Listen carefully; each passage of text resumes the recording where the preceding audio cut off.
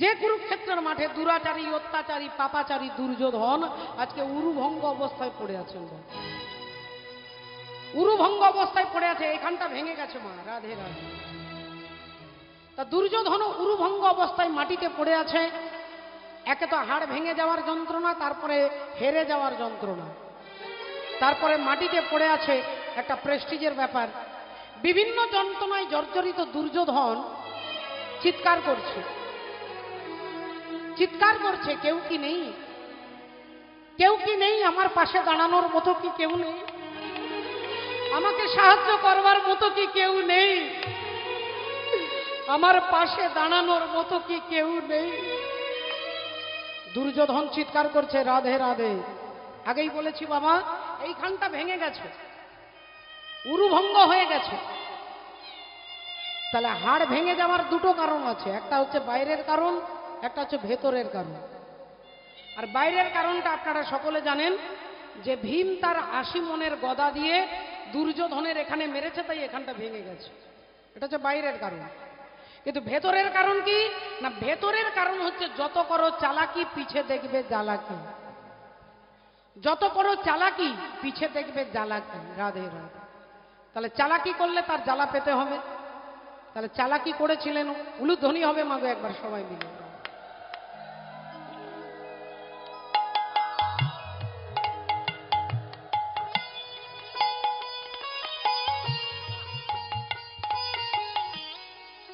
ও বাবা, যত করো চালাকি পিছে দেখবে জ্বালাকি।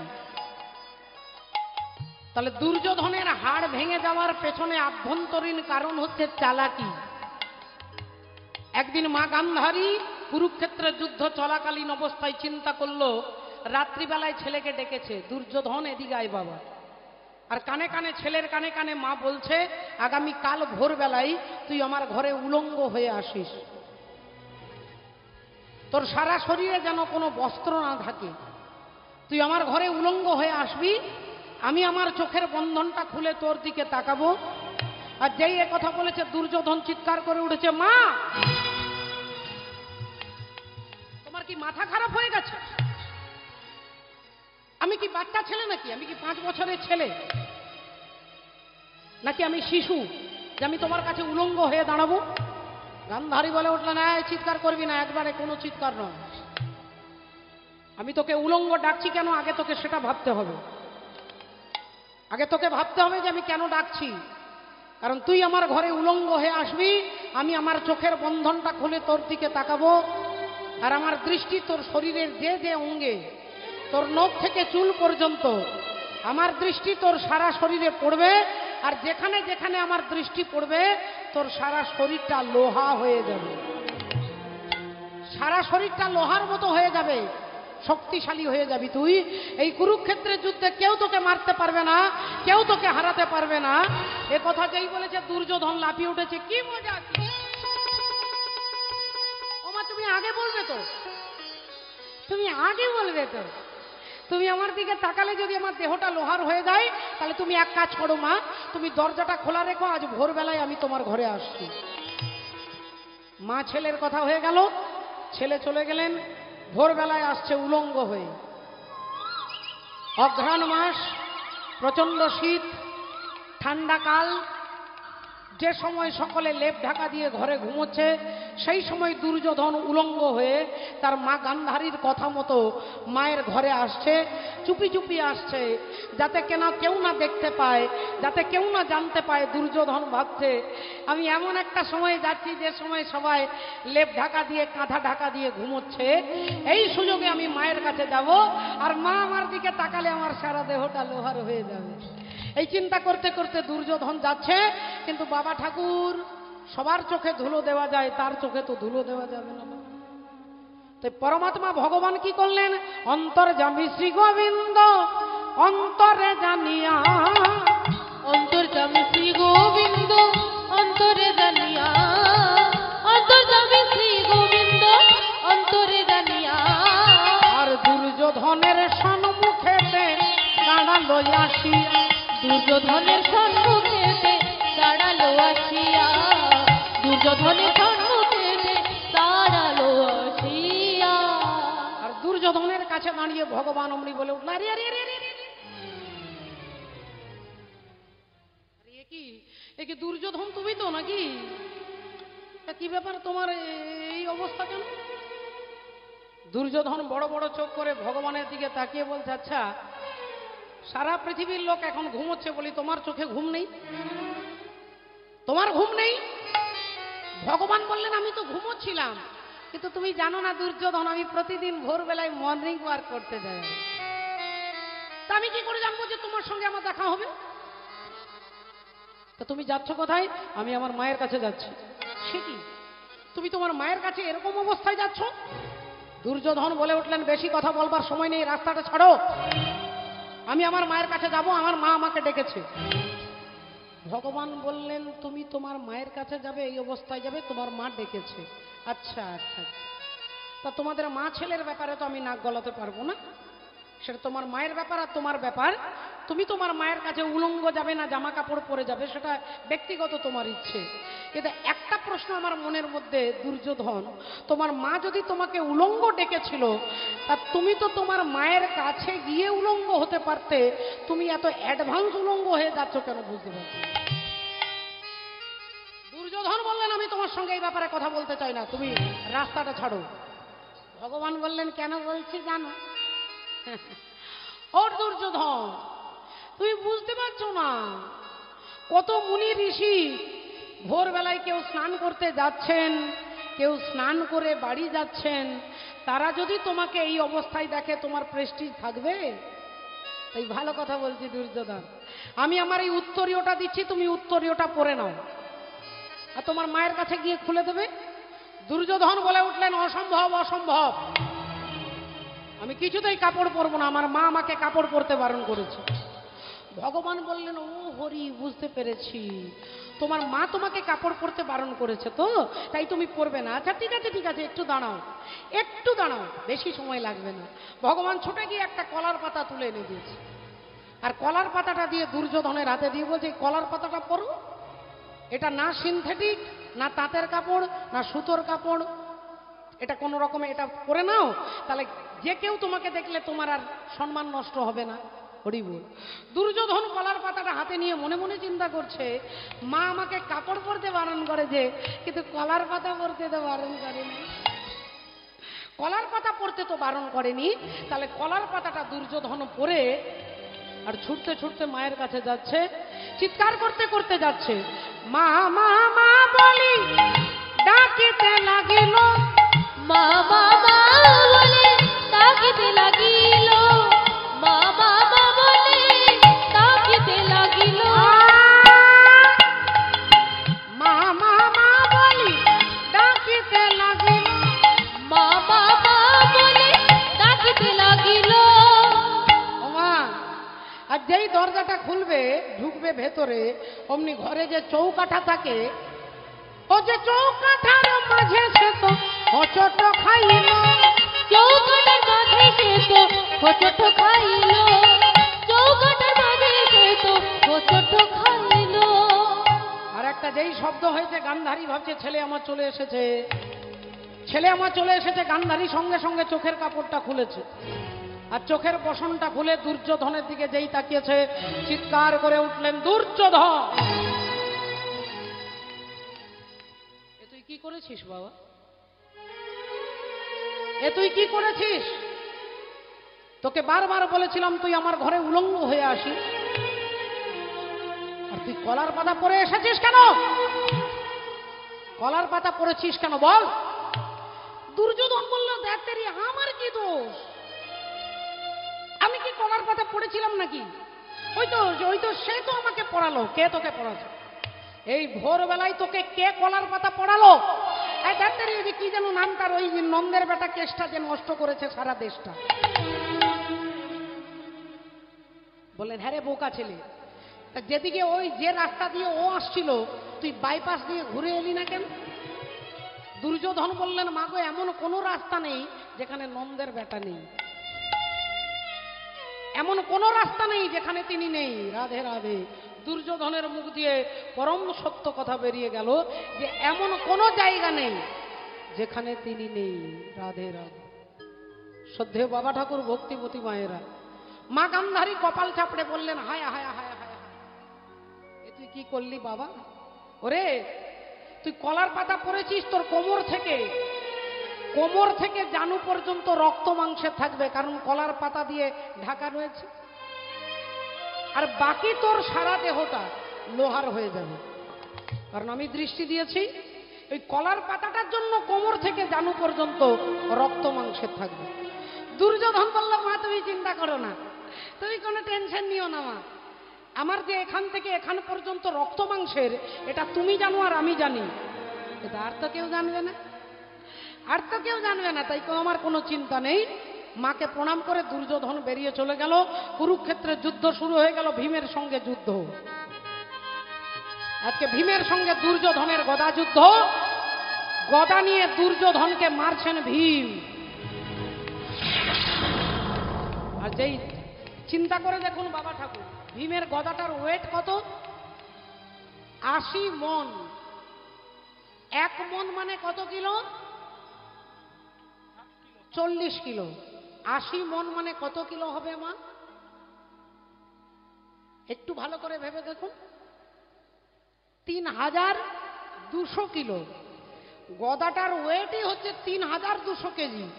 আর সেই গদাটা নিয়ে দুর্যোধনের বুকে মারছে, আর দুর্যোধন খিলখিল করে হাসছে, কারণ তার বুকটা তো লোহার হয়ে গেছে। পিঠে মারছে, দুর্যোধন হাসছে, ঘাড়ে মারছে, হাসছে, বাহুতে মারছে, হাসছে। এখন ভীম গদাটা ঘুরিয়ে ঘুরিয়ে মারছে আর দুর্যোধন হাসছে। ভীম মনে মনে চিন্তা করছে যে আমার একটা গদার আঘাতে পাহাড় ভেঙে যায়, পাহাড় ভেঙে যায়, আমি সেই গদা দিয়ে দুর্যোধনের বুকে মারছি, দুর্যোধন হাসছে। বলি ব্যাপারটা কি? আবার চেষ্টা করছে, আবার মারছে, আবার দুর্যোধন হাসছে। এখন কিছুতেই যখন দুর্যোধনকে পরাজিত করতে পারছে না, তখন ভীম এবার ভগবানের দিকে তাকিয়েছে। ওই ভীমের মতো আমরাও যখন সব জায়গা ফেলিওর হয়ে যায়, যখন সমস্ত জায়গার ডাক্তার বলে দেয় যে আই এম সরি, আমি কিছু করতে পারবো না, এই তখনই সে ঠাকুর ঘরে এসে এবার ভগবানের কাছে শরণাগত, তখনই আমরা ভগবানের কাছে আসি। তাই ভগবান ততক্ষণ পর্যন্ত নিউট্রাল থাকেন, ঠুটো জগন্নাথ হয়ে ততক্ষণ পর্যন্ত দাঁড়িয়ে থাকে যতক্ষণ জীব ভগবানকে স্মরণ না করিব। দ্রৌপদীর বস্ত্র হরণ করছেন, দুঃশাসনকে আদেশ করেছে, যা দ্রৌপদীর চুলের মুঠি ধরে টেনে এনে তার কাপড়টা খুলে আমাকে এখানে এইখানটাতে বসিয়ে দে, তাকে বিবস্ত্র করে আমার এখানে বসিয়ে দে। আর দুঃশাসন দ্রৌপদী চুলের মুঠি ধরে টানতে টানতে নিয়ে আসে। চিৎকার করতে করতে দ্রৌপদী বলছে, আমাকে ছেড়ে দাও, আমাকে ছেড়ে দাও। ভরা রাজসভায় দ্রৌপদীকে এনে দাঁড় করিয়ে দিয়েছে। দুর্যোধন বলছে, ওকে বিবস্ত্র করে দে। দুঃশাসন শাড়ির আঁচলটা ধরে টান দিচ্ছে, আর দ্রৌপদী গিয়ে চিৎকার করে করে কাঁদছে। ছুটে গেলেন গুরু দ্রোণাচার্যের কাছে।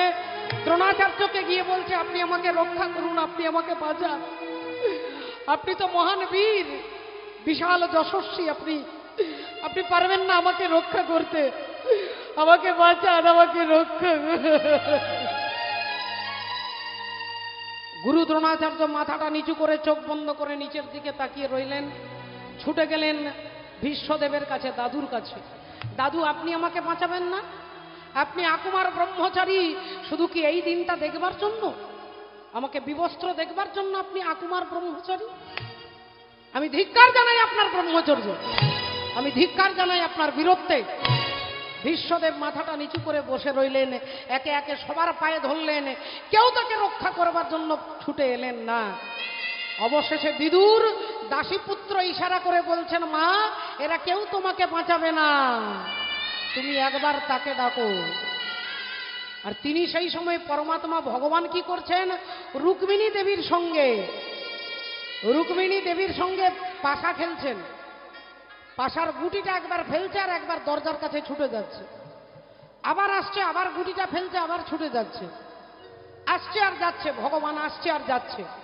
রুক্মিণী দেবী বললেন, কি ব্যাপার স্বামী, আপনি বসে খেলছেন না, গুটিটা ফেলছেন আর ছুটছেন? তা বলি, ব্যাপারটা কি কি হয়েছে, আপনি এত চঞ্চল কেন? ভগবান বললেন, রুক্মিণী, আমার এক বান্ধবী বিপদে পড়ে গেছে, তার নাম হচ্ছে দ্রৌপদী, কৃষ্ণা। তার কাপড় ধরে দুঃশাসন টান দিচ্ছে, তা রুক্মিণী দেবী বললেন, তাহলে আপনি কেমন বন্ধু যে আপনি এখানে বসে পাশা খেলছেন? আপনার বান্ধবী বিপদে পড়েছে, আপনি যেতে পারছেন না? ভগবান বললেন, এটাই আমার জীবনের বিড়ম্বনা। দ্রৌপদী তাদের কাছে ছুটে যাচ্ছে যারা কেউ তাকে রক্ষা করবে না। দ্রৌপদী তাদের পায়ে ধরে কাঁদছে, আর আমি যে তাকে রক্ষা করবার জন্য চঞ্চল হয়ে পড়েছি, আমি যে যাচ্ছি আর আসছি, দ্রৌপদী একবারের জন্য আমাকে ডাকছে। হরি হরি বল। দ্রৌপদী চিৎকার করে ডাকলেন ভগবানকে, চিৎকার করে ভগবানকে ডাকছে, তুমি যদি ভগবান ভক্তেরই প্রাণ, তবে কেন দুঃখ দাও? ওহে দয়াল, তবে কেন দুঃখ দাও? তুমি যদি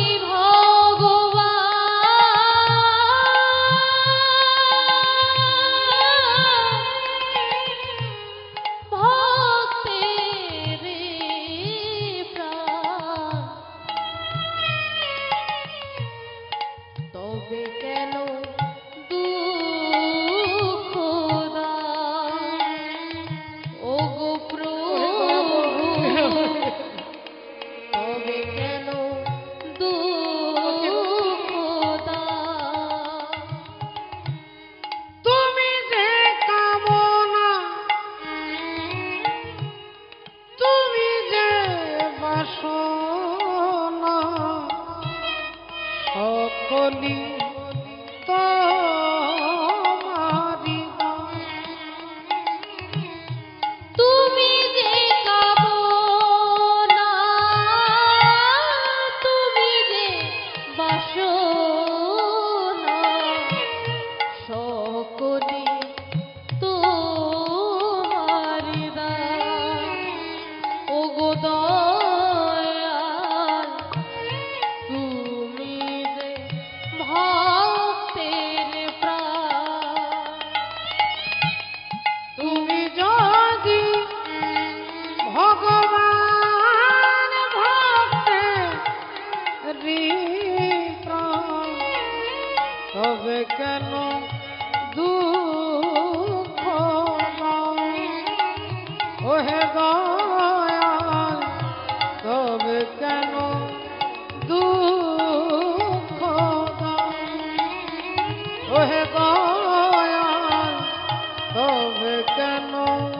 দুঃখ দাও। ও মায়েরা, মাগো,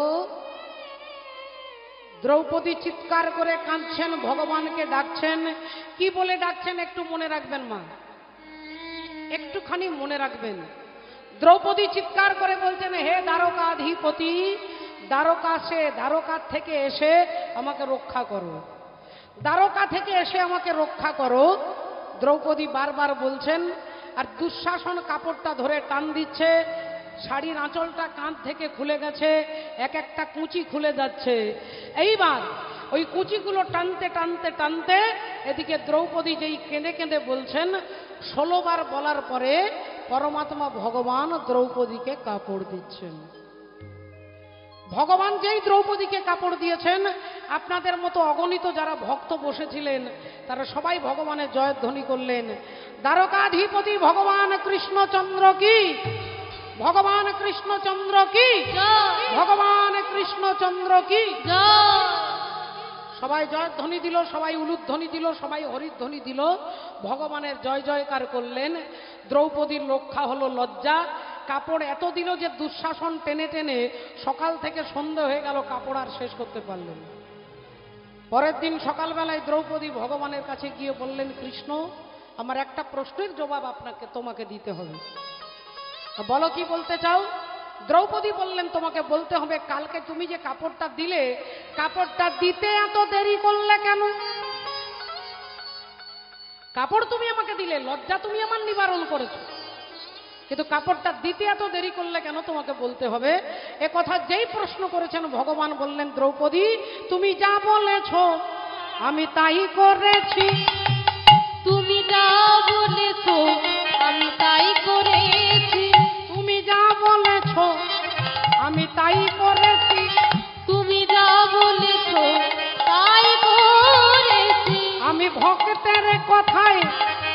বাধায় আছি। যা বলেছো তাই করেছি, ভক্তের কথা বাধায় আছি। যা বলেছো তা করেছি। তুমি আমাকে যা বলেছো আমি তাই করেছি। দ্রৌপদী বললেন, কৃষ্ণ তুমি কি আমার সঙ্গে রসিকতা করছো? আমি তোমাকে প্রশ্ন করছি কাপড়টা দিতে এত দেরি করলে কেন? ভগবান বললেন, দ্রৌপদী আমি তোমাকে বলছি তুমি যা বলেছো আমি তাই করেছি। তা আমি কি তোমাকে বলেছিলাম যে কাপড়টা দিতে তুমি দেরি করবে? ভগবান বললেন, না তুমি সেটা বলনি। তুমি কালকে কি বলেছিলে মায়েদের সবার মনে আছে, তুমি মনে করে দেখো। দ্রৌপদী বললেন, আমারও মনে আছে, আমি খুব ভালো করে মনে করে বলতে পারি। কালকে বলেছিলাম, হে দ্বারকাধীশ, দ্বারকা থেকে এসে আমার লজ্জা নিবারণ করো। ভগবান বললেন, ওই জায়গাটাকেই লক্ষ্য করো।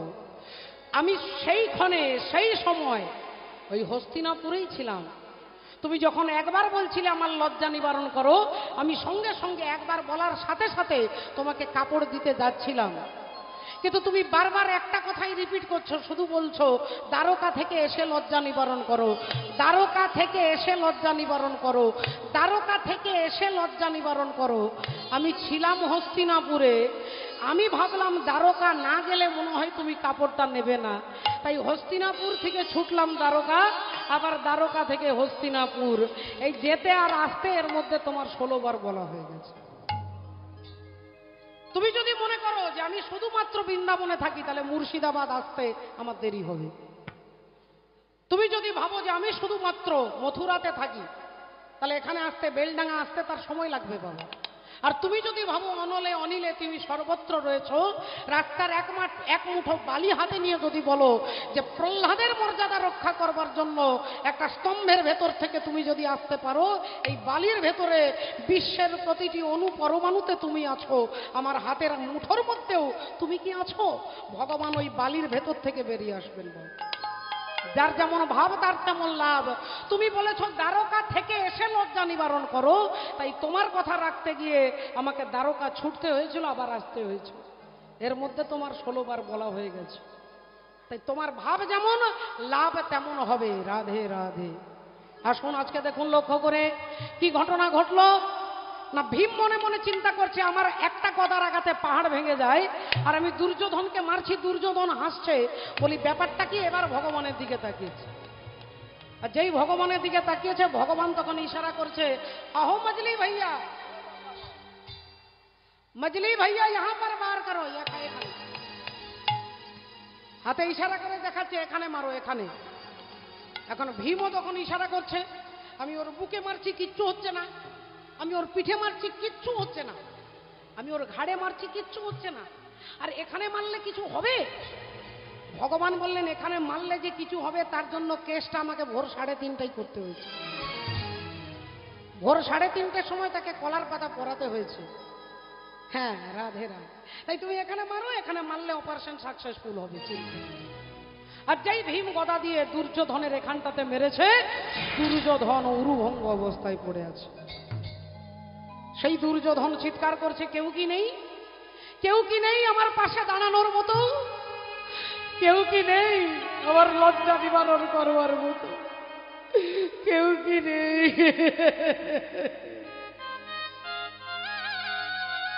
অন্ধকার রাত্রি, নিঃশব্দ রাত্রি, নিঝুম রাত্রি, চারিদিকে ঝিঝি পোকা ডাকছে।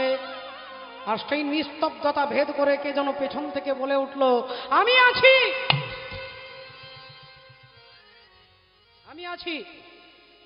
দুর্যোধন বলে উঠলেন, কে? বললেন, চিনতে পারছো না বন্ধু? অন্ধকার রাত্রি তো, চিনতে পারছো না? আমি তোমার গুরুদেবের ছেলে, আমি দ্রোণাচার্যের ছেলে, আমার নাম অশ্বত্থামা। আমি আছি তোমার পাশে, তোমার কোনো চিন্তা নেই।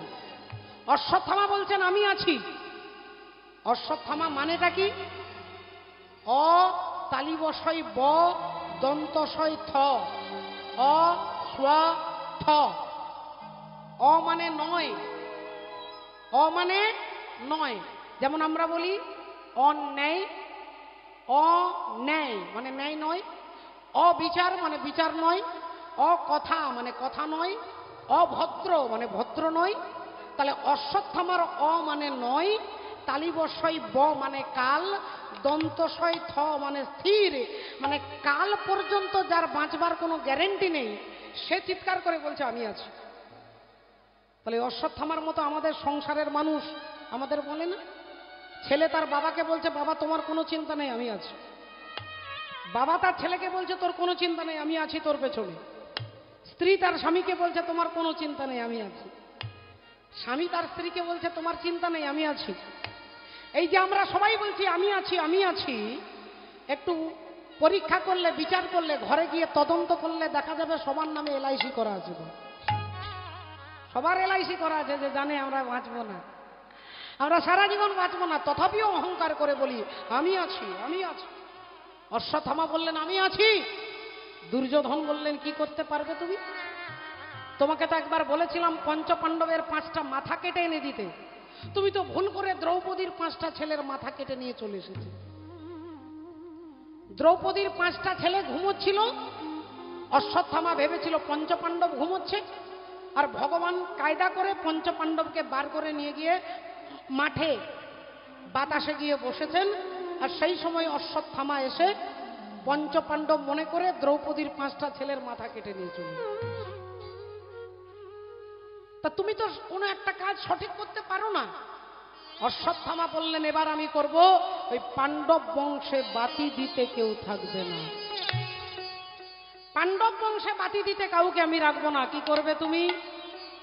পাণ্ডব বংশে তো বাতি দেওয়ার মতো কেউ নেই, বলে একজন আছে, একজন আছে, এখনো মাতৃগর্ভে আছে, এখনো তার জন্ম হয়নি, মায়ের পেটের ভেতরে আছে, আর যে ছেলেটা আছে তারই নাম রাজা পরীক্ষিত। মাতৃগর্ভে 7 মাসের মাতৃগর্ভের মা সন্তান সম্ভবা মা, সেই সন্তানকে মারবার জন্য অশ্বত্থামা ব্রহ্মবাণটাকে ছুড়ে দিয়েছে।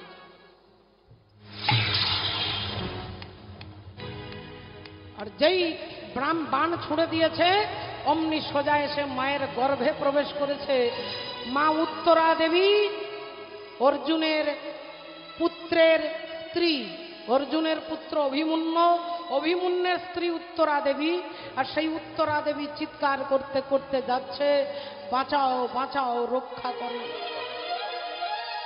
আর ভগবান সব সইতে পারে, ভগবান অহংকার আর ভক্তের কান্না এ দুটো সহ্য করতে পারেন না।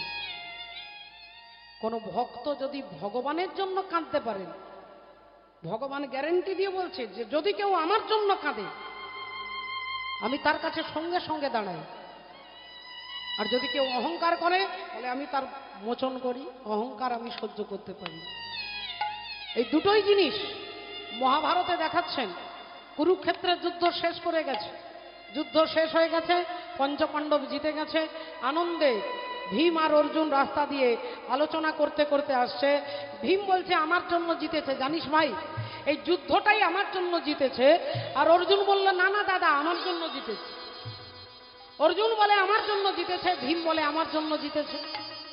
দুজনেই নিজের নিজের ট্যালেন্টের কথা বলছে, দুজনেই অহংকার করছে আমি না থাকলে হতো না, এ বলে আমি না থাকলে হতো না। আর এমন সময় কে যেন খিলখিল করে হাসছে, চমকে উঠলেন ভীম। কে? অর্জুন দেখতো ভাই কে হাসছে, দেখতো কে হাসছে। অর্জুন অমনি সামনে পেছনে ডাইনে বামে চারিদিকে ঘুরে দেখছে কেউ নেই। হঠাৎ অপর দিকে তাকিয়ে দেখছে একটা কাটা মাথা খিলখিল করে হাসছে, একটা রাক্ষসের কাটা মাথা হাসছে। দেখেই ভীম বললেন তবে রে বেটা দাঁড়া, দাঁড়া দেখাচ্ছি মজা। গদাটা তুলে বললেন এক্ষুনি মেরে তোর মাথাটা গুঁড়ো করে দেব। গদাটা নিয়ে ভীম ঘোরাচ্ছেন, আর গদাটা ঘুরিয়ে যেই মারতে যাবে অমনি পরমাত্মা হরি এসে হাতটা ধরেছে। আরে আরে আরে আরে আরে ও ভীম দাদা, আরে কাকে মারবে গো? কাকে মারবার জন্য তুমি উদ্যত হয়েছ? তোমার এত ক্রোধ, ব্যাপারটা কি? কাকে মারবে? ভীম বললেন কৃষ্ণ আগে তুমি আমার হাতটা ছেড়ে দাও, পরে তোমার সঙ্গে কথা বলবো। আগে আমার হাতটা ছেড়ে দাও, আগে ওকে মারবো, তারপরে আমি শান্ত হব। ভগবান বললেন দাদা আগে আমার কথা শোনো, তারপরে মারবে, নইলে পরে কিন্তু পস্তাতে হবে, পরে পস্তাতে হবে। কারণ যাকে তুমি মারবার জন্য গদাটা তুলেছ সে কিন্তু সম্পর্কে তোমার নাতি হয় গো, নাতি, তোমার নাতি যে দেবে বংশে বাতি। ভীম বললেন কৃষ্ণ তুমি আমার সঙ্গে ইয়ার্কি করছো, এই মুহূর্তে আমার সঙ্গে তুমি ইয়ার্কি করছো, এটা কি ইয়ার্কি করবার সময়? ভগবান বললেন আমি তোমার সঙ্গে ইয়ার্কি করছি না, তুমি যাকে মারবার জন্য গদাটা তুলেছ সে তোমার নাতি হয়। বললেন অসম্ভব, তার সঙ্গে আমার রক্তের সম্পর্ক থাকতে পারে না। ভগবান বললেন রক্তের সম্পর্ক? তুমি যে বংশে জন্মগ্রহণ করেছ সেই বংশের নাম চন্দ্রবংশ, আর চন্দ্রবংশের প্রথম পুরুষ হচ্ছে পরমাত্মা ভগবান শ্রী বিষ্ণু।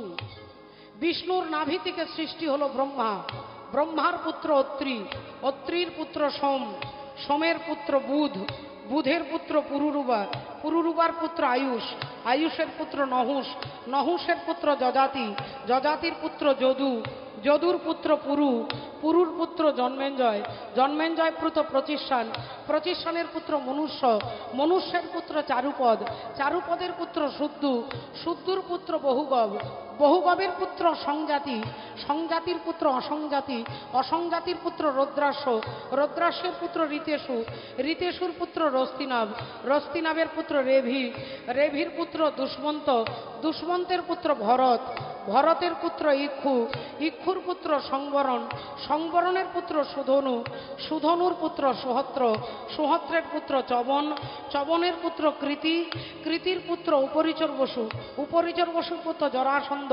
জরাসন্ধের পুত্র সহদেব, সহদেবের পুত্র সোমাপি, সোমাপির পুত্র কুকু, কুকুর পুত্র জন্নু, জন্নুর পুত্র সুরত, সুরতের পুত্র বিদুরথ, বিদুরথের পুত্র রাধিক, রাধিকের পুত্র অযুতায়ু, অযুতায়ের পুত্র অক্রধন, অক্রধনের পুত্র দেবতিথি, দেবতিথির পুত্র ঋক, ঋকের পুত্র দিলীপ, দিলীপের পুত্র প্রতীপ, প্রতীপের পুত্র শান্তনু, শান্তনুর পুত্র বিচিত্র বীর্য, বিচিত্র বীর্যের পুত্র পাণ্ডু, পাণ্ডুর পুত্র তুমি ভীম, তোমার ছেলের নাম ঘটোৎকচ, আর ঘটোৎকচের ছেলে যার নাম হলো বর্বরিক। নিতাই গৌর হরি হরি বল।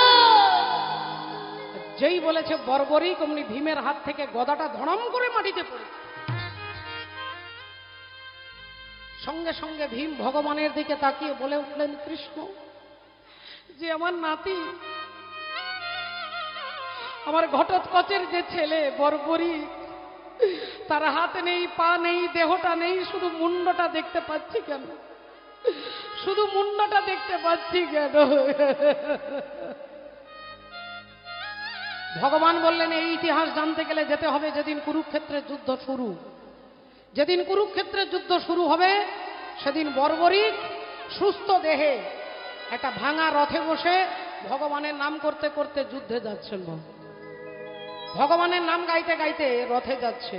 আহা, মত কর তু অভিমান রে বন্দে, ঝুঠি তেরি শান রে, मत कर तू अभिमान, मत कर तू अभिमान रे बंदे, झूठी तेरी शान रे, मत कर तू अभिमान, मत कर तू अभिमान रे बंदे, झूठी तेरी शान रे, मत कर तू अभिमान। तेरे जैसे लाखों आए, लाखों इन माटी ने खाए, तेरे जैसे लाखों आए, लाखों इन माटी में खाए, रहा ना नाम निशानो बंदे, मत कर तू अभिमान, मत कर तू अभिमान रे बंदे, झूठी तेरी शान रे, मत कर तू अभिमान।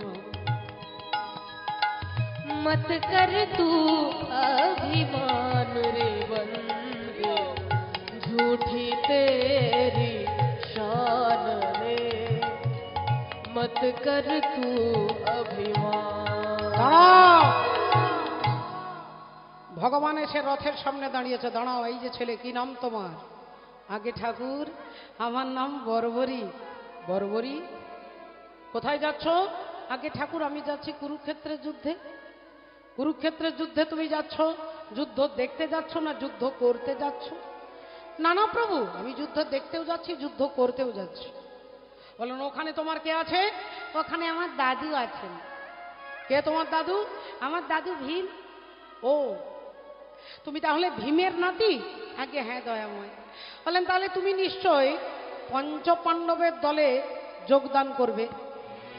বর্বরিক বললেন, না না না না না না, আমি পঞ্চপাণ্ডবের দলে যোগদান করব না, আমি দাদু দুর্যোধনের দলে যোগদান করব। বললেন, এই যে ছেলে, তোমার দাদু বলছো ভীম, আর তুমি দুর্যোধনের দলে যোগদান করবে কেন? না প্রভু, আমার মা আমাকে বলেছিলেন, মৃত্যু শয্যায় শুয়ে আমার মা বলেছিলেন, ওরে বর্বরিক, যদি কোনোদিন কখনো কোনো যুদ্ধে অংশগ্রহণ করিস, তাহলে যে পক্ষটা দুর্বল পক্ষ, দুর্বল পক্ষে যোগদান করিস। তাই আমার মা আমাকে দুর্বল পক্ষে যোগদান করতে বলেছে, আর দুর্বল পক্ষ হচ্ছে দুর্যোধনের পক্ষ, তাই দুর্যোধনের পক্ষেই যোগদান করো। ভগবান বললেন, তুমি বাচ্চা ছেলে, কিচ্ছু জানো না, মূর্খ। দুর্যোধন দুর্বল নয়, দুর্বল পঞ্চপাণ্ডব। বলে কেন? না, দুর্যোধনের পক্ষে আছে 11 অক্ষহীনী সেনা, আর পঞ্চপাণ্ডবের পক্ষে আছে 7 অক্ষহীনী সেনা। তাহলে এবার বলো, তুমি বলো, কে দুর্বল আর কে সবল? বর্বরিক বলে উঠলেন, যদি দুর্বল বলতে হয় তাহলে দুর্যোধনই দুর্বল, পঞ্চপাণ্ডব দুর্বল নয়। কেন? তোমার দাদু ভীম আছে বলে? বলে না। অর্জুন? বলে না না না, দাদু ভীমের জন্য নয়, দাদু অর্জুনের জন্য নয়।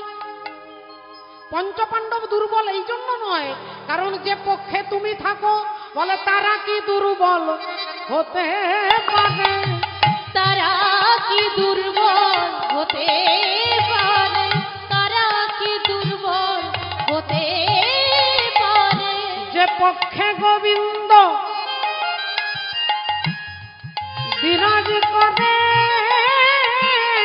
তারা কি দুর্বল হতে পারে? যে পক্ষে গোবিন্দ বিরাজ করে, তারা কি দুর্বল হতে পারে? বলি যে পক্ষে গোবিন্দ বিরাজ করে, তারা কি দুর্বল হতে পারে? যে পক্ষে গোবিন্দ বিরাজ করে, তারা কি দুর্বল হতে পারে? যে পক্ষে গোবিন্দ বিরাজ করে, হরি হরি হরি বলে পক্ষে গোবিন্দ বিরাজ করে, হরি হরি হরি বলে পক্ষে গোবিন্দ বিরাজ করে, তারা কি দুর্বল হতে পারে? যে পক্ষে তুমি থাকো তারা কখনো দুর্বল হতে পারে না। এ কথা যেই বলেছেন ভগবান অমনি ভাবলেন, তাহলে এ ছেলে বাচ্চা ছেলে নয়, এ মহাজ্ঞানী। বললেন, শোনো শোনো শোনো বর্বরী, ওখানে যুদ্ধে যেতে গেলে আগে তোমাকে আমার কাছে পরীক্ষা দিয়ে যেতে হবে। আগে পরীক্ষা দিতে হবে। বলো ঠাকুর, কি পরীক্ষা দেব? বলো, এই যে তেঁতুল গাছটা দেখছো, একটা তেঁতুল গাছে কত পাতা আছে তুমিও জানো না, আমিও জানি না, কিন্তু একটা বান মেরে গাছের সব পাতাগুলোকে ছিদ্র করে দিতে হবে, গাছের সব পাতাগুলোকে ছিঁড়ে দিতে হবে। পারবে? বর্বরিক বললেন, চেষ্টা করব। তা দেখি তুমি কত ক্ষমতা তোমার। বর্বরিক একটা তীর হাতে নিয়ে চোখ বন্ধ করে গোবিন্দের চরণে ধ্যান করতে লাগলেন। আর যেই চোখ বন্ধ করে ধ্যান করতে লাগলেন, অমনি ভগবান গাছ থেকে 2টো পাতা তুলে নিয়েছেন। আগে থেকেই তুলে নিয়েছেন, একটা হাতে রেখেছেন, একটা চরণের তলায় রেখেছেন। ভগবান চুপ করে দাঁড়িয়ে আছে, আর বর্বরিক গোবিন্দের চরণে ধ্যান করে গাছটাকে লক্ষ্য করে তীরটা ছুড়ে দিল।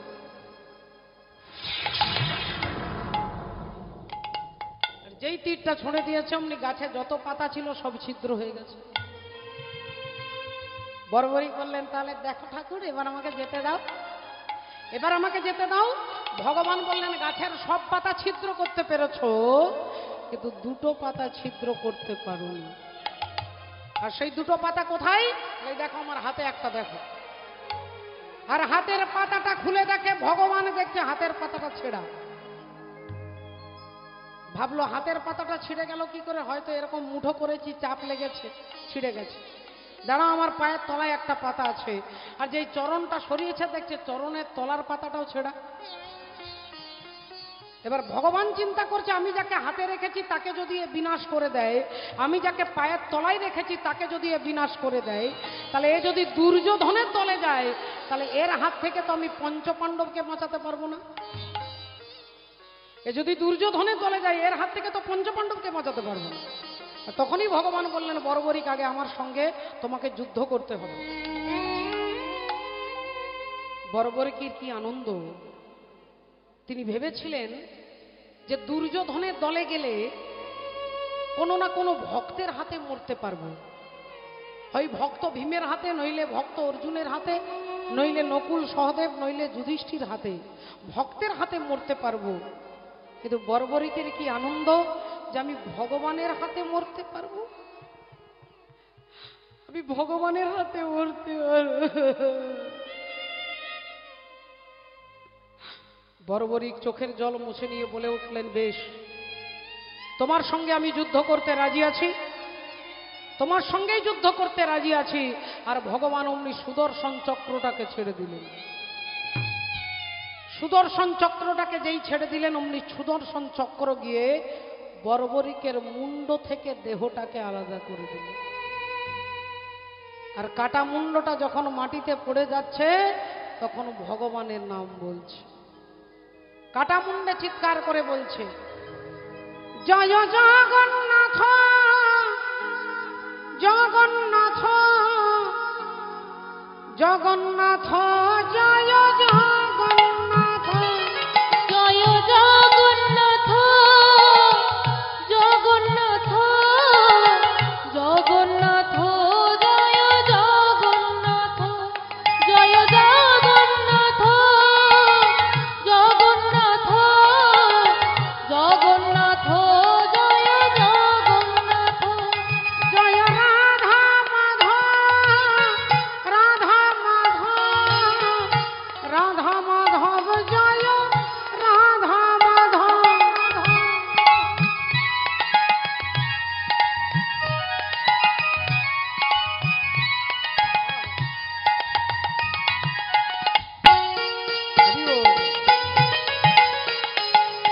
রাধে জয় রাধা মাধব রাধা মাধব রাধা মাধব, জয় রাধা মাধব। জয় রাধা মাধব রাধা মাধব রাধা মাধব, জয় রাধা মাধব, জয় জগন্নাথ জগন্নাথ জগন্নাথ, জয় জগন্নাথ। ভগবান ছুটে গেলেন বর্বরিক, বর্বরিক আমাকে ক্ষমা করো,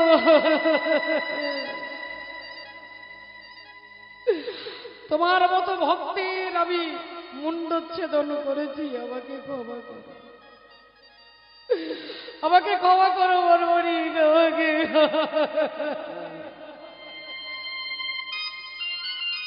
বলো বর্বরিক, বলো তুমি আমার কাছে কি চাও, আজকে তুমি যা চাইবে তোমাকে তাই দেবো, বলো তুমি কি চাও।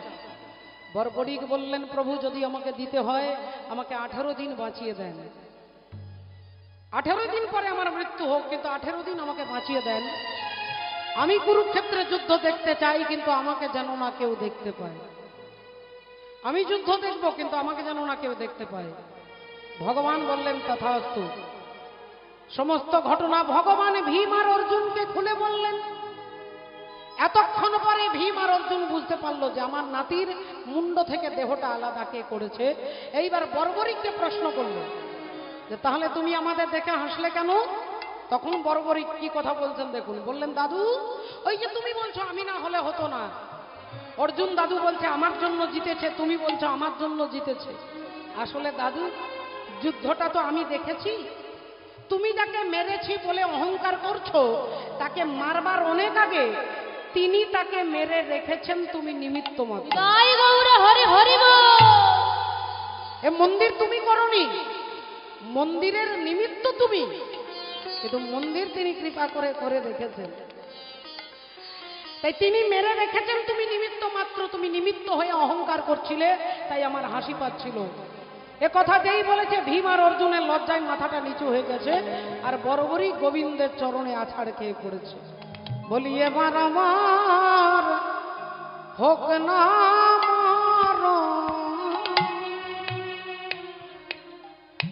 বলি এবার আমার হোক না মরণ, ওগো এবার আমার হোক না মরণ, এবার আমার হোক না মরণ। আশ্রয় পেলাম যখন ওহে তোমার চরণ, এবার আমার হোক না মরণ। আশ্রয় পেলাম যখন তোমার চরণ, বলি এবার হোক না মরণ। হরিব রাধে রাধে। শ্রদ্ধেয় বাবা ঠাকুর, তাহলে ভগবান কান্নার অহংকার দুটো সহ্য করতে পারেন না। উত্তরা দেবীর গর্ভে অশ্বত্থামা ব্রহ্মবাণ নিক্ষেপ করেছেন। উত্তরা দেবী কাঁদতে কাঁদতে গোবিন্দের চরণে আছাড় খেয়ে পড়লেন। ভগবানের চরণ দুটো ধরে বললেন, হে কৃষ্ণ, হে গোবিন্দ, হে ভক্ত হত্যা রক্ষাকারী, ভক্ত হিতকারী তুমি, আজ তোমার কাছে আমি এসেছি আমার ছেলেকে রক্ষা করবার জন্য নয়। আমার ছেলে আজ না হোক 100 বছর পরে হলেও মারা যাবে। এখানে আমরা যারা যারা আছি আমাদের সবাইকে একদিন যেতে হবে। তাই আমি আমার ছেলের জন্য, স্বার্থের জন্য তোমার কাছে ছুটে আসিনি। কিন্তু আজকে আমি তোমার পায়ে ধরে শুধু অনুরোধ করে বলছি, আমার ছেলেকে তুমি বাঁচিয়ে দাও। কেন? কারণ আমার ছেলে যদি মরে যায় তাহলে পাণ্ডব বংশে বাতি দিতে কেউ থাকবে না। আর পাণ্ডব বংশে বাতি দিতে কেউ না থাকলে এ সারা সমাজ কি বলবে? বলে কৃষ্ণ যাদের পক্ষে ছিল তাদের বংশে বাতি দিতে কেউ না রইল। কৃষ্ণ যাদের পক্ষে ছিল তাদের বংশে বাতি দিতে কেউ না রইল। আর তোমার নামের কলঙ্ক হবে। আমি আমার পুত্রের মৃত্যু সহ্য করতে পারি, আমি তোমার নামের কলঙ্ক সহ্য করতে পারি। ভগবান অমনি খুশি হয়ে বললেন, মা, তোমার গর্ভস্থ সন্তানকে রক্ষা করার দায়িত্ব আমার। ক্ষিপ্রাং ভবতি ধর্মাত্মা সসচ্ছন্তি নিগঞ্ছতি কন্তেয় প্রতি জানহি নমে ভক্ত প্রণশ্যতি। তোমার সন্তানকে রক্ষা করার দায়িত্ব আমার। এই বলে ভগবান কি করলেন না, ভগবান মা উত্তরা দেবীর গর্ভের ভেতরে প্রবেশ করলেন, পেটের ভেতরে প্রবেশ করলেন ভগবান। আর পেটের ভেতরে যে ছোট্ট পরীক্ষিত মহারাজ ছিলেন, পা দুটো ওপরে, মাথাটা নিচে। আমরা সবাই মাতৃগর্ভে কি অবস্থায় থাকি? ওপরে পা, নিচে মাথা। এখন ভগবান গর্ভের ভেতরে গিয়ে দেখলেন, আমি দাঁড়াবো কোথায়, আমি বসবো কোথায়? না আছে চেয়ার, না আছে কোনো আসন, না আছে কোনো জায়গা বসার। ভগবান কি করলেন, এই পা দুটো ওপরে থাকে, এই পা দুটোর উপরে ভগবান এসে প্রথম দাঁড়িয়েছেন। তাই আমাদের হিন্দু সনাতন ধর্মে আমরা কাকে কোথায় ছুঁয়ে প্রণাম করি? বলে পায়ে ছুঁয়ে প্রণাম করি। এই পা দুটোর উপরে এসে প্রথম ভগবান দাঁড়িয়েছেন। তাই পায়ে ছুঁয়ে আমরা, পায়ে হাত দিয়ে, আমাদের ধর্মে 2 প্রকার প্রণাম আছে, পঞ্চাঙ্গ প্রণাম, এক হচ্ছে সাষ্টাঙ্গে প্রণাম। দুটো হাঁটুতে মাটিতে থাকবে, দুটো হাত মাটিতে থাকবে, আর এই কপালটা মাটিতে থাকবে। শরীরের 5টা অঙ্গ মাটিতে ছুঁয়ে প্রণাম করাকে বলে পঞ্চাঙ্গ প্রণাম। আর অনেকে লম্বা শুয়ে প্রণাম করে, তাকে বলে সাষ্টাঙ্গে প্রণাম। এখন এই দুটো প্রণাম বাজার থেকে উঠে গিয়ে একটা নতুন প্রণাম এসেছে, অনেকটা কেসিপালের ফোল্ডিং খাতার মতো ফোল্ডিং প্রণাম এসেছে। রাধে রাধে। এক হাতে ভগবানকে প্রণাম করতে নেই মা। আপনার যদি ব্যস্ততা থাকে মাথাটা এমনি এমনি নিচু করে চলে যাবেন। এক হাতে ভগবানকে প্রণাম করলে সমস্ত অপরাধ এসে আমাকে গ্রাস করবে। তাই আজকে যখনই ভগবান পরীক্ষিতের পা দুটো ওপরে, মাথাটা নিচে, পায়ের ওপরে এসে দাঁড়ালেন, পরীক্ষিত ব্রহ্মবাণে মারা গিয়েছিলেন, ভগবান এসে মাথায় হাত দিলেন। মাথায় হাত দিলেন যেই, অমনি পরীক্ষিত ভগবানকে দেখে গর্ভের ভেতরে মাথাটা নিচু করে প্রণাম করছে। তুমি নির্মল কর, মঙ্গল করে, মলিন মরম মুছায়। তুমি নির্মল করো, মঙ্গল করে, মনিল মর্ম মুছায়। তব পুণ্য কিরণ দিয়ে যাক মোর মোহ কালিমা ঘুচায়ে, মলিন মরম মুছায়। তুমি নির্মল করো, মঙ্গল করে, অনিল মর্ম মুছায়। লক্ষ শূন্য লক্ষ বাসনা ছুটিছে গভীর আধারে, জানি না কখন ডুবে যাবে কোন অকুল গরল পাথরে। লক্ষ শূন্য লক্ষ বাসনা ছুটিছে গভীর আধারে, তব জানি না কখন ডুবে যাবে কোন অকুল গরল পাথারে। তুমি বিশ্ব বিপদ হন্তা, এসে দাঁড়াও রুধিয়া পন্থা। তব শ্রীচরণ তলে নিয়ে সমর মত্ত বাসনা ঘুচাইয়ে, মলিন মরম মুছায়।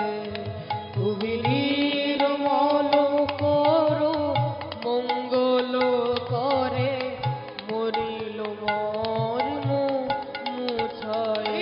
তুমি নির্মল করো, মঙ্গল করে, মনিল মর্ম মুছায়। মাননীয় ভক্তমণ্ডলী, ভক্তিমতী মায়েরা, গর্ভের সন্তানকে রক্ষা করে ভগবান বেরিয়ে এলেন। আর আজকে সেই পুত্র 10 মাস 10 দিন পরে জন্ম গ্রহণ করছেন। আসুন আজকে উলুধ্বনি হরিধ্বনি দিয়ে আজ হেন কালে জনমিলা উত্তরানন্দ, হেন কালে জনমিলা উত্তরানন্দ, হেন কালে জনমিলা উত্তরানন্দ। দেখে যা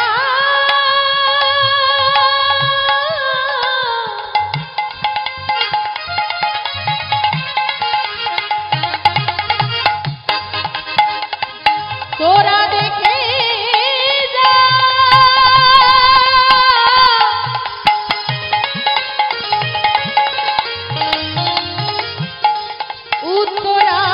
উত্তরানন্দ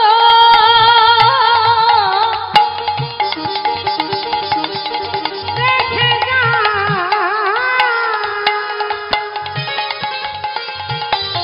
আজ হেন কালে জনমিলা উত্তরানন্দ, হেন কালে জনমিলা উত্তরানন্দ। ওমা আজ হরি হরি উলুধ্বনি, হরি হরি উলুধ্বনি করে সবাই, হরি হরি উলুধ্বনি করলো না সবে, হরি ধ্বনি উলুধ্বনি করলো সবে।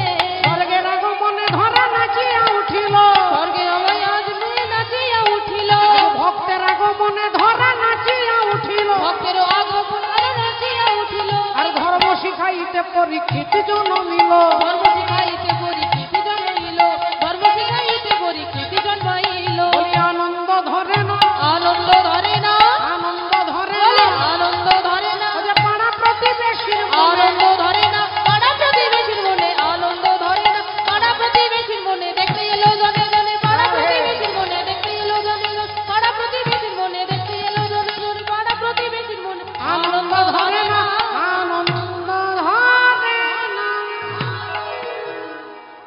আজকে ছোট্ট পরীক্ষিতের জন্ম হলো বাবা।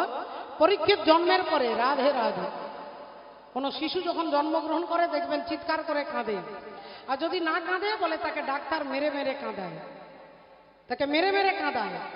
তো পরীক্ষিত জন্ম হওয়ার সঙ্গে সঙ্গে আপনাদের মতো এরকম বসেছে, এই যেভাবে মায়েরা বসেছেন এই রকম বসেছে, আর বসার পরে চারিদিকে সবার দিকে তাকাচ্ছে, ডান দিকে সামনে পেছনে সবার দিকে তাকাচ্ছেন। এখন এরকম ভালো করে বাবু সোনা হয়ে বসে সবার দিকে তাকিয়ে তারপর ছেলেটা যখন কাঁদছে, কুন্তী দেবী জিজ্ঞাসা করছেন ভগবানকে, হরি বল, যে এভাবে বসে তারপরে কাঁদছে কেন? কুন্তী দেবী জিজ্ঞাসা করছেন যে কেন কাঁদছে। প্রথমে বসলো, তারপর সবার দিকে তাকালো, তারপরে ছেলেটা কাঁদছে। বলে মা, ওই ছেলেটা কাঁদছে সবার দিকে তাকানোর পরে কেন জানো মা? ও যখন পেটের ভেতরে ছিল, ও যখন পেটের ভেতরে মাতৃ গর্ভে ছিল তখন ভগবানকে দেখেছিল। একদিন আমরাও সবাই দেখেছি বাবা, শুধু পরীক্ষিত দেখেননি, আমরা সবাই দেখেছি। যখন মায়ের গর্ভে ছিলাম, পঞ্চম মাসেতে জীব দেহ পুষ্ট হয়, ষষ্ঠ মাসে ভুগে যত গর্ভেরও যন্ত্রণা, বলিব বিশেষ কিবা চৈতন্য থাকে না। সপ্তম মাসেতে পরমাত্মা মহাগুরু জীবকে মন্ত্রণা দেয় মহামন্ত্র শুরু, আত্মজ্ঞানে পূর্ণ জীব থাকে যখন শত জনমের কষ্ট হয় নিবারণ। নিতাই গৌর হরি হরি বল। 6 মাস পর্যন্ত ভীষণ জ্বালা, ভীষণ যন্ত্রণা, কৃমিকীট দংশন করেছে। মাতৃগর্ভে ছিলাম, মা বাজারে গিয়ে ফুচকা খেয়েছে, আর ওই তেঁতুল জলে লঙ্কা গুঁড়ো দেওয়া, ওতে যে নুন দেওয়া আছে, ওইটা যখন আমার নরম পাতলা তুল তুলে চামড়ার ওপরে লেগেছে, আমি অসহ্য যন্ত্রণায় ছটফট করেছি। আমি পেটের মধ্যে লাথি মেরেছি, আর মা তখন তার বাবাকে বলছে, দেখো ছেলে ফুটবল খেলছে, মনে হয় ছেলে বেরিয়ে বড় ফুটবলার হবে। আমার অসহ্য যন্ত্রণা সেদিন আমি পেয়েছি। কিন্তু সেই ছেলেটা দেখছে, ভাবছে যাকে আমি গর্ভের ভেতরে দেখেছিলাম তাকে বাইরে দেখতে পাচ্ছি না কেন? যারে দেখেছিলাম আমি গর্ভের ভিতরে, দেখেছিলাম আমি গর্ভের ভেতরে, যারে দেখেছিলাম আমি গর্ভের ভিতরে, যারে দেখেছিলাম আমি গর্ভের ভেতরে, তারে কেন দেখি না গো এই ধরা পড়ে, তারে কেন দেখি না গো এই ধরা পড়ে, তারে কেন দেখি না গো এই ধরা পড়ে। বলি কোথায় গেলে পাবো তারে, কোথায় গেলে পাবো তারে, ওগো কোথায় গেলে পাবো তারে, কোথায় গেলে পাবো তারে, যারে দেখেছিলাম গর্ভের ভেতরে, কোথায় গেলে পাবো তারে, দেখেছিলাম গর্ভের ধারে, কোথায় গেলে পাবো তারে। এই যে কোথায় গেলে তাকে পাবো, এই জন্য তিনি কাঁদছেন। নাম রাখা হলো কি? আসল নাম হচ্ছে বিষ্ণু রাত, বিষ্ণুর দ্বারা রক্ষা পেয়েছিলেন। কিন্তু এই যে পরীক্ষা করে দেখলো, পরীক্ষা করছে, দেখছে যাকে আমি পেটের ভেতরে দেখেছি সে তো এ নয়, এ নয়, এ নয়, এ নয়, এ নয়, এ নয়। এই যে পরীক্ষা করছে বলে তার নাম হয়ে গেল কি? পরীক্ষিত। ছোট্ট পরীক্ষিত দেখতে দেখতে 6 মাস বয়স হয়ে গেল। কোনো ছেলে যখন 6 মাসের হয় তখন বাড়িতে একটা অনুষ্ঠান হয় না মা? কি অনুষ্ঠান হয়? বিয়ে বাড়ি, অন্নপ্রাশন। হ্যাঁ, আচ্ছা, অন্নপ্রাশনের দিনে আপনাদের দেশে কি নিয়মটা আছে? একটা থালাতে ধান, দুর্বা, আতপ চাল, ভাগবত গীতা, খাতা, কলম, একটা আয়না, একটা টাকা থালার মধ্যে দিয়ে বাচ্চাটার কাছে নিয়ে যাবে। বাচ্চাটা যেটাতে হাত দেবে, যদি তিনি আয়না চিরুনে হাত দেয় তাহলে ঘন্টায় 5 বার চুল আঁচড়াবে। যদি গীতাতে হাত দেয় তাহলে তিনি পরম ভক্ত হবে। যদি তিনি ধানে হাত দেয় তাহলে এগ্রিকালচার নিয়ে চাষবাস ভালো করতে পারবে। এরকম একটা ধারণা আমাদের রুচি পরীক্ষা করা হয়। তা পরীক্ষিত মহারাজ ক্ষত্রিয় জাতি, জাতিতে ক্ষত্রিয়, ধান, দুর্বা, ভাগবত গীতা সবই আছে, একটা ছোট্ট তলোয়ার রেখেছে, সোনার একটা তলোয়ার। আর থালাটা নিয়ে গিয়ে যেই রেখে দিয়েছে, এবার পরীক্ষিত গিয়ে আজ হামা গুড়ি দিয়া শিশু,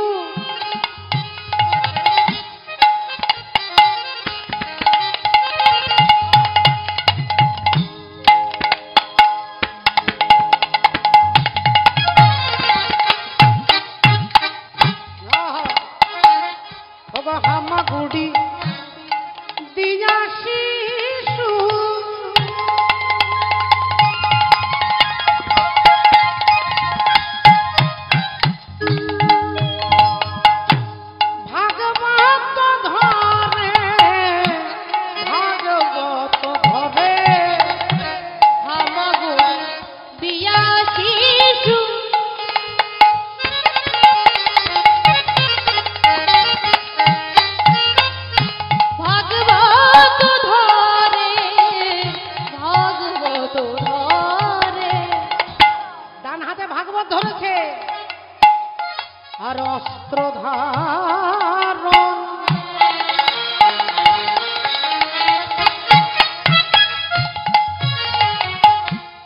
করে শিশু,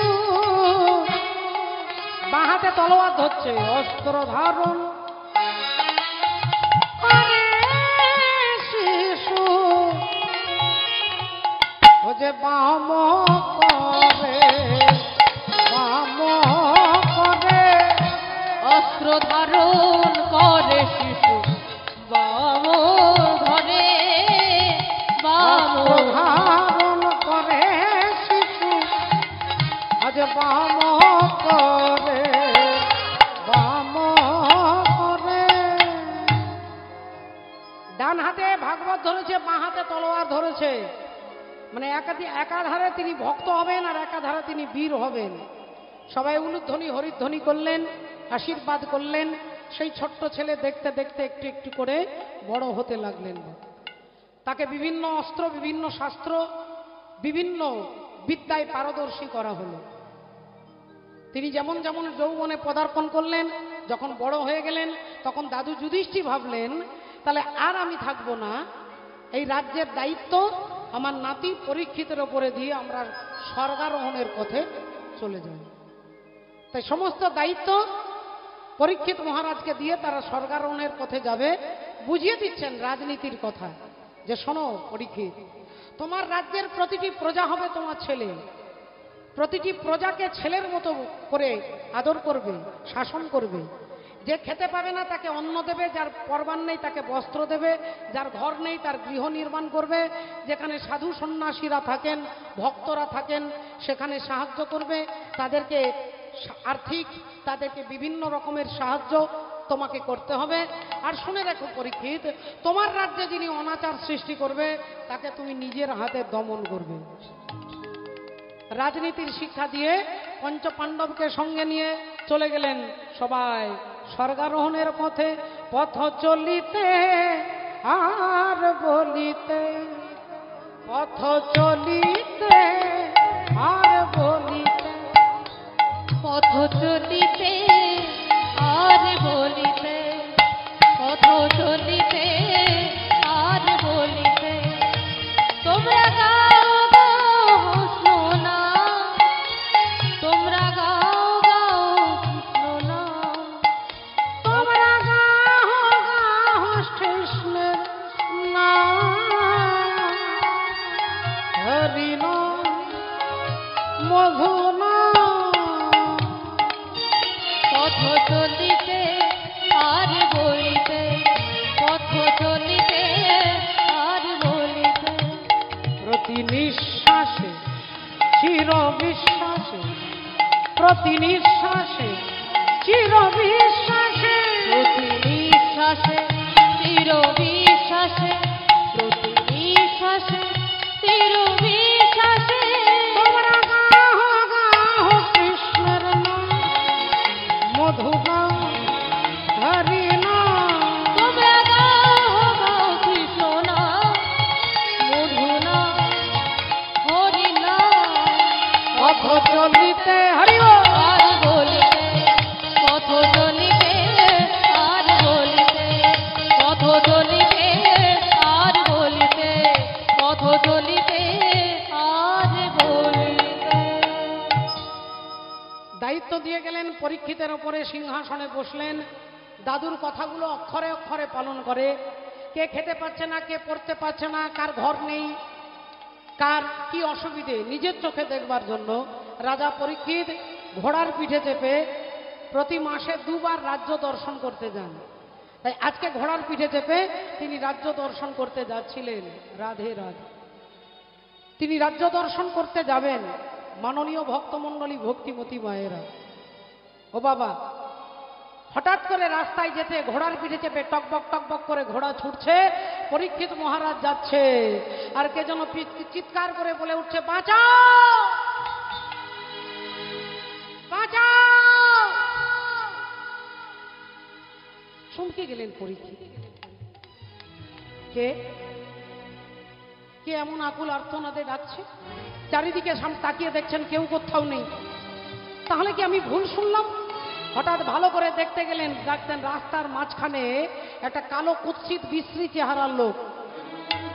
বিশ্রী চেহারার লোক, হাতে রয়েছে একটা মোটা লাঠি, আর সেই লাঠি দিয়ে একটা ষাঁড়কে প্রহার করছেন। ষাঁড়ের 4টে পা, আর সেই 4টে পায়ের মধ্যে 3টে পা ভেঙে দিয়েছে, আর তিনি একটা পায়ের ওপরে দাঁড়িয়ে চিৎকার করছে, বাঁচাও বাঁচাও। তার পাশে গাভী মাতা দাঁড়িয়ে আছে, তিনি থরথর করে কাঁপছে। পরীক্ষিত মহারাজ বুঝতে পারলেন না। তিনি ভাবলেন, আমার রাজ্যে গাভী মাতার উপরে অত্যাচার, যেটা আমি কখনো কল্পনা করতে পারি না। পরীক্ষিত মহারাজ ঘোড়ার পিঠ থেকে নেমে সোজা সামনে গিয়ে চিৎকার করে বলে উঠল, আমার রাজ্যে দাঁড়িয়ে তুই এত বড় অন্যায় অত্যাচার করবি, আর আমি সেটা মেনে না। ষাঁড়কে হাত জোড় করে কথা বলছেন। বললেন, আপনি কে? আপনার এই অবস্থা কি করে? বললেন, আমি হলাম ধর্ম, আর ধর্মের 4টে পা, তপস্যা, দয়া, শৌচ, সত্য। কিন্তু কলিযুগে 3টে থাকবে না বাবা, না তপস্যা নেই, দয়া নেই, শৌচ নেই, 3টে জিনিস নেই। কলির মানুষ তপস্যা করতে পারবে না আপনাদের মতো সবাই রাত্রি জেগে হরি কথা শুনবার মানসিকতা, রুচি সকলের হবে না। তপস্যা সবাই করতে পারবে না। দয়া কলির মানুষের যে কমে গেছে, আপনারা প্রতিদিন প্রতিক্ষণ টিভিতে খবরের কাগজে দেখছেন যে মানুষের দয়া দিনে দিনে কমে যাচ্ছে। শৌচ মানে পবিত্রতা, না আছে ভেতরের পবিত্রতা, না আছে বাইরের পবিত্রতা। তাই 3টে পা ভেঙে দিয়েছে, একটা পায়ে দাঁড়িয়ে আছে, সেই একটা পা, সেটা হচ্ছে সত্য। এই কলিযুগে কেউ সত্যটাকে চাপা রাখতে পারবে না। কলিযুগে সত্য চাপা থাকবে না বাবা, এটা কলিযুগের ধর্ম। এটা 10 বছর পরে, 20 বছর পরে পাবলিক জানতে পারবে, জনগণ জানতে পারবে। কলিযুগে সত্যকে চাপা দেওয়া যাবে না। আপনি যত বড়ই বুদ্ধিমান বুদ্ধিমতী হন না কেন, সত্যকে চাপা দেওয়া যাবে না। তাই সত্য ওই একটা পায়ের ওপরে ষাঁড় দাঁড়িয়ে আছে। বললেন, আমি হলাম ধর্ম। গাভী মাতাকে বললেন, আপনি কে? আমি হলাম পৃথিবী। পৃথিবী ওই অত্যাচারে থরথর করে কাঁপছে। এইবার রাজা পরীক্ষিত ওই কালো লোকটাকে জিজ্ঞাসা করলে, তুই কে? বল, কে তুই? আগে মহারাজ, আমাকে আপনি চিনবেন না মহারাজ, আমার দাদাকে আপনি চেনেন। কে তোর দাদা? কলি বলিয়া আমি দিনু পরিচয়। কলি বলিয়া আমি দিই পরিচয়। ওগো কলি বলিয়া আমি দিনু পরিচয়। কলি বলিয়া আমি দিই পরিচয়। মহারাজ, আমার নাম কলি, দাপরের ভাই আমি, শুনো মহাশয়। দাপরের ভাই আমি, শুনো মহাশয়। দাপরের ভাই আমি, শুনো মহাশয়। তাই আমি হলাম কলি, আমার দাদা হচ্ছে দাপর। বললেন, আচ্ছা, তাহলে তুই কলি, তোকে দেব আজকে আমি বলি। তলোয়ারটা বার করে যেই মারতে যাবে, উনি রাজা পরীক্ষিতকে কলি মহারাজ বলে উঠলেন, দাঁড়ান মহারাজ, আপনি আমাকে মারবেন, আমি মরে যাব। মরে যাবার আগে আমার একটা প্রশ্নের জবাব আপনাকে দিতে হবে। পরীক্ষিত মহারাজ বললেন, বল, তোর কি প্রশ্ন বল। বললেন, মহারাজ, আপনার বাবা কজন? আপনার পিতা কজন? এ প্রশ্ন আমাদেরকে করলে আমরা সঙ্গে সঙ্গে প্রেস্টিজে নিয়ে নেব। যদি কেউ বলে আপনার কজন বাবা, আমরা সঙ্গে সঙ্গে রেগে যাব। রাজা পরীক্ষিতকে বলছে, আপনার বাবা কজন? পরীক্ষিত মহারাজ বলে উঠলেন, আমার বাবা 5 জন। কে কে? বলো, প্রথম পিতা যিনি আমাকে জন্ম দিয়েছেন, দ্বিতীয় পিতা যিনি আমাকে দীক্ষা দিয়েছেন, তৃতীয় পিতা হচ্ছে ব্রাহ্মণ, চতুর্থ পিতা হচ্ছে রাজা, আর 5 নম্বর পিতা হচ্ছে বলদ। আমাদের হিন্দু সনাতন ধর্মে বলদকে বাবার মর্যাদা দেওয়া হয়েছে, আর গাভীকে মায়ের মর্যাদা দেওয়া হয়েছে। বলদ হচ্ছে পিতা, চাষবাস করত, তখনকার দিনে লাঙল দিয়ে ফসল উৎপন্ন হতো, সেখান থেকে অর্থ। তাহলে পিতা যেমন অর্থ উপার্জন করে, তাই বলদকে বাবা বলা হয়, গাভীকে মাতা বলা হয়। যেই এ কথা বলেছেন, কলি মহারাজ বলে উঠলেন, মহারাজ, আমার স্মৃতিশক্তিটা খুব দুর্বল। আরেকবার বলুন তো মহারাজ, কে কে আপনার বাবা? বলেন, যিনি জন্মদাতা, যিনি দীক্ষা দিয়েছেন, যিনি ব্রাহ্মণ, যিনি দেশের রাজা, আর হচ্ছে বলদ। এবার কলি বলে উঠলেন, মহারাজ, তাহলে দেশের রাজা যদি বাবা হয়, তাহলে রাজা যদি বাবা, তাহলে আপনি পরীক্ষিত মহারাজ, আপনি রাজা, তাহলে আপনি বাবা আর আমি আপনার ছেলে। তাহলে আপনি বাবা আমি ছেলে, তাহলে বাবা হয়ে ছেলেকে খুন করতে যাচ্ছেন, এটা কি ধর্ম? এটা কি রকম ধর্ম? রাজা পরীক্ষিত বললেন, তুই দুরাচারী, পাপাচারী, অত্যাচারী। মহারাজ, ছেলে যদি দুষ্টু হয়, বাবা কি ছেলেকে খুন করে? ছেলে যদি দুষ্টু হয়, দুরাচারী হয়, বাবা কি ছেলেকে খুন করে? মহারাজ, আমাকে আমাকে একটু থাকার জায়গা দিন না মহারাজ। অসম্ভব, তোকে আমি আমার রাজ্যে থাকতে দিতে পারবো না। যেখানেই থাকবি সেখানেই কাটাকাটি, সেখানেই খুনোখুনি হবে। মহারাজ, আমাকে ভালো জায়গা দেবেন কেন? যেগুলো নোংরা জায়গা, বাজে জায়গা, সেই জায়গাগুলো আপনি আমাকে দেন। যেটা নোংরা জায়গা, বাজে জায়গা, যেখানে কোনো ভদ্রলোক থাকে না, সেই জায়গাগুলো আমাকে দেন। পরীক্ষিত মহারাজ বললেন, বেশ ঠিক আছে, ঠিক আছে, তোকে আমি জায়গা দিচ্ছি। কোথায় কোথায় তুই থাকবি শোন। যেথা হবে পাশা খেলা তথাই রহিবে, যেথা হবে পাশা খেলা তথাই রহিবে, যেথা হবে পাশা খেলা তথাই রহিবে, যেথা হবে পাশা খেলা তথাই রহিবে। যেখানে জুয়া খেলা হবে, তাস খেলা হবে, পাশা খেলা হবে, তুই থাকবি।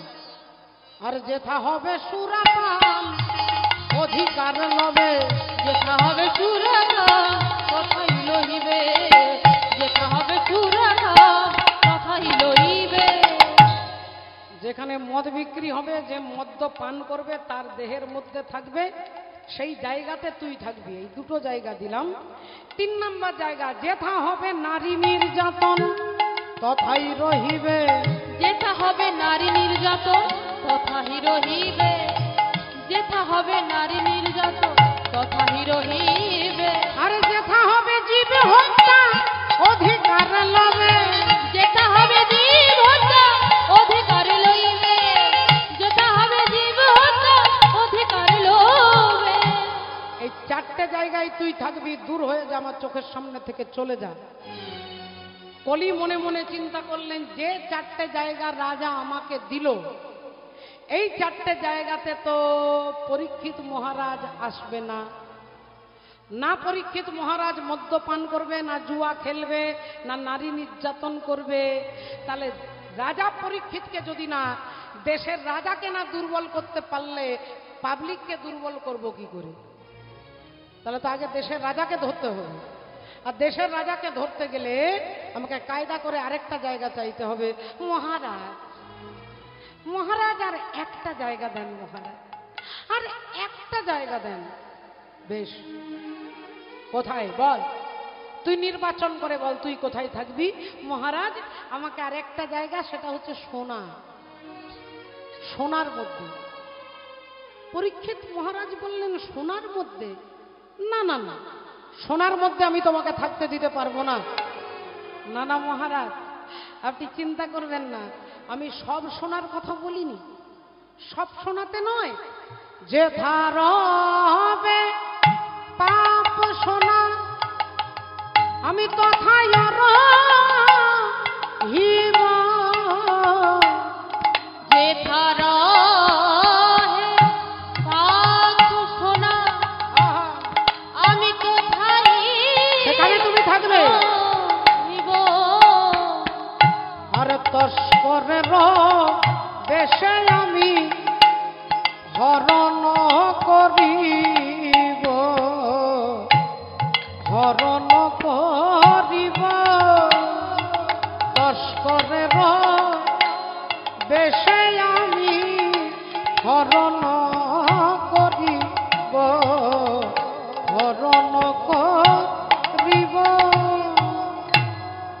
সব সোনাতে থাকবো না, ভদ্রলোকের সোনাতে নয়। পরিশ্রম করে সেই অর্থ দিয়ে সোনা কিনলে সেই সোনাতে নয়। যেথা রবে পাপ সোনা, যদি কেউ সোনা চুরি করে, চুরি করা সোনার মধ্যে আমি থাকব। যদি কোনো অসৎ ব্যক্তি, যদি কোনো দুরাচারী ব্যক্তি যে সোনাটা পরে, সেই সোনা যদি কোনো সাধু পরে, সাধুকে সঙ্গে সঙ্গে কলি আক্রমণ করবে। তার সব থেকে বড় প্রমাণ আপনারা আর একটুক্ষণ পরেই দেখতে পাবেন। তাই আমি সব শোনাতে থাকবো না, পাপ শোনাতে থাকবো। চুরি করা সোনার মধ্যে থাকবো, পাপী লোকের ব্যবহৃত সোনার মধ্যে থাকবো। রাজা পরীক্ষিত বললেন, বেশ যা, তোকে এই 5টা জায়গা দিলাম। আর কলি মনে মনে আনন্দে চলে যাচ্ছে।